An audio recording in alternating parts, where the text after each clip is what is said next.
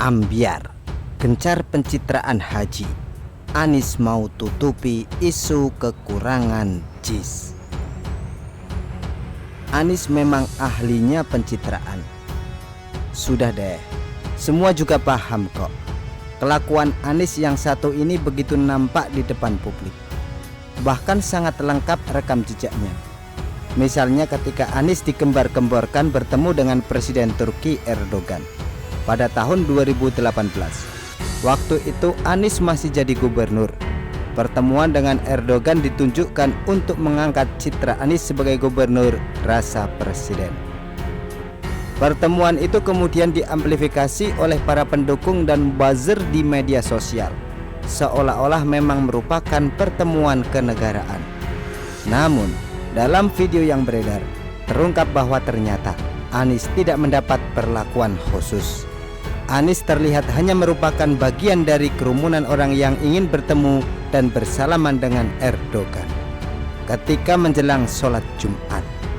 Nggak janjian, nggak ada penyambutan kenegaraan. Semuanya hanya kebetulan yang dipaksakan oleh Anies sendiri.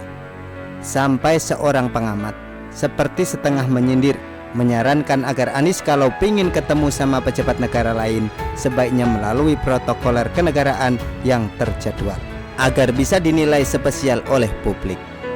Nah, ini kan desak-desakan kayak masyarakat mau ketemu Presiden Jokowi.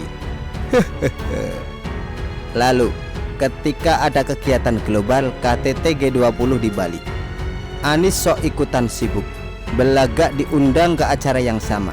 Ya memang dia ke sana dan jadi pembicara di acara yang digelar oleh Bloomberg. Namun, itu bukan bagian dari KTT G20.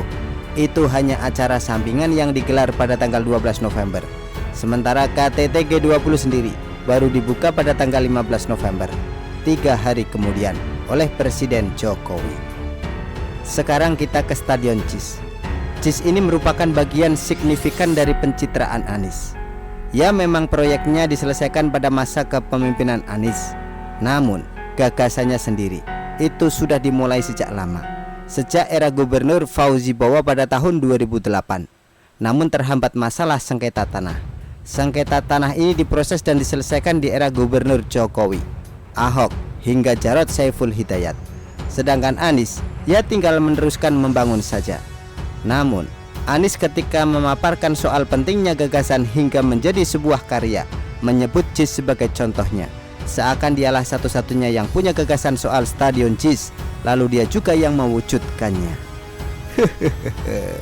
Tapi Anies gak berani mengungkit-ungkit soal ambruknya pagar tribun JIS saat grand launching pada bulan Juli 2022 lalu. Padahal JIS sudah dipakai buat sholat Idul Fitri dan sholat Idul Adha oleh Anies. Ini juga merupakan bagian dari pencitraannya. Kan bisa sholat di Monas seperti biasa kan, atau di Masjid Istiqlal. Namun gak mungkin lah kalau sholat di Masjid Istiqlal pakai latar belakang gambar sirkuit Formula E. Nah, hingga kini Stadion JIS dipakai Anies sebagai infrastruktur hasil kerjanya di Jakarta, karena memang sulit untuk menemukan hasil kerja Anies yang benar. Namun kondisi JIS juga tidak sepenuhnya jadi. Ini terlihat ketika menjelang akhir tahun lalu, JIS disebut belum sesuai standar FIFA, termasuk infrastruktur dan akses yang kurang. Belum jadinya JIS ini makin terbukti dari keluhan horor para penonton konser Dewa 19 yang digelar di JIS pada bulan Februari lalu, yang dikeluhkan dan jadi trauma terutama soal akses. Yang gak mungkin kan minta pertanggungjawaban Anies, wong dia bukan gubernurnya lagi. Yang kayak gini sudah ada banyak buktinya. Tapi tetap saja bagi para pendukung Anies, JIS itu bagai bangunan sempurna yang gak ada kekurangannya. Kalaupun ada bukti kekurangannya diberitakan di media, mereka balik menuduh bahwa yang mengeluh itu mempolitisasi JIS. Kadrun-kadrun ente kadang-kadang ente ya. Saat ini Stadion JIS muncul lagi di pemberitaan karena Indonesia mendapat kehormatan jadi tuan rumah Piala Dunia U17. Sementara di saat yang sama, stadion utama Gelora Bung Karno jadi tempat menggelar konser Coldplay. Jadi bentrok ya. Stadion JIS disebut-sebut sebagai alternatif penggantinya. Bahkan sudah disebut oleh Presiden Jokowi sendiri. Yang jadi masalah adalah semakin JIS jadi perhatian publik, semakin terungkap berbagai kekurangannya. Ketua PSSI Erick Thohir menyebut 3 kekurangan JIS, yakni soal parkir, akses penonton dan penggunaan rumput jahitan di lapangan. Ini termasuk berbagai hal yang akan diperiksa lagi.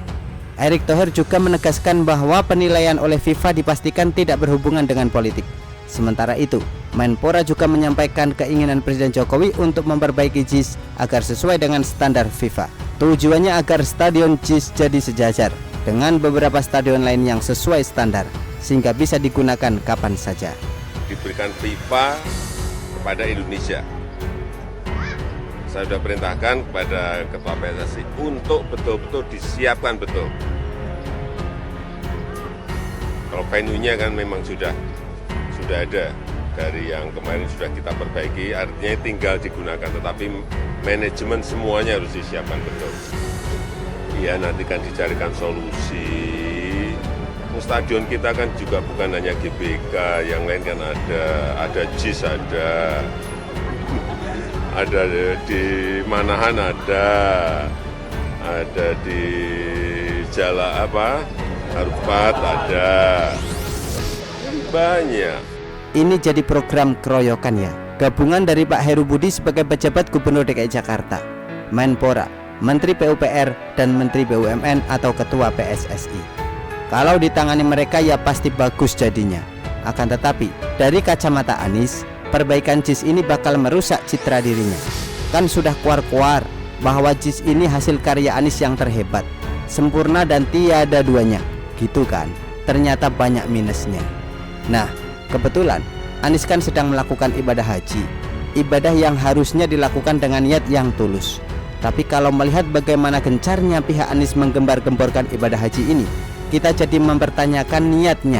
Ini niat ibadah atau hanya jadi salah satu pencitraan buat Anies? Anies sendiri yang dari awal sudah kuar-kuar di televisi bahwa ibadah hajinya itu merupakan undangan dari Raja Salman. Sampai-sampai beredar beberapa foto hoax di kalangan pendukung Anies di medsos bahwa Anies ini dikawal tentara kerajaan sampai masuk Ka'bah. Berbagai dugaan pun muncul. Misalnya di video Mas Alif, itu Mas Alif menyebut Anies bisa jadi termasuk dalam 50 orang yang dikasih haji gratis oleh pemerintah Arab Saudi. Sedangkan di video saya sebelumnya, saya menduga kuat bahwa Anies ini bayar sendiri lewat Haji Furoda. Saking gencarnya Anies memakai ibadah haji ini sebagai pencitraan, seorang pengamat politik dari SMRC mengemukakan fakta menarik, membandingkan Anies dan Ganjar Pranowo yang kebetulan sama-sama sedang melaksanakan ibadah haji, bahwa di akun media sosial masing-masing, khususnya Instagram, Anies sangat gencar memposting soal ibadah haji ini. Berbeda dengan Ganjar Pranowo yang sama-sama capres tapi sama sekali tidak memposting soal ibadah haji ini. Dalam beberapa video, Pak Ganjar yang beredar di medsos itu berasal dari netizen yang kebetulan bertemu atau melihat Pak Ganjar. Pak Ganjarnya cuek aja, nggak ada memberikan pernyataan langsung di depan kamera seperti Anies, kan niatnya memang niat untuk beribadah. Nggak ada memberikan pernyataan langsung di depan kamera seperti Anies, kan niatnya memang niat untuk beribadah. Nah, hari ini tanggal 30 Juni, Anies kembali memposting kegiatannya di Arab Saudi. Anies memposting foto dia bersalaman dengan Pangeran Muhammad bin Salman, putra mahkota kerajaan Arab Saudi. Anies menulis dia mendapat undangan makan siang dari Raja Salman di Istana Mina.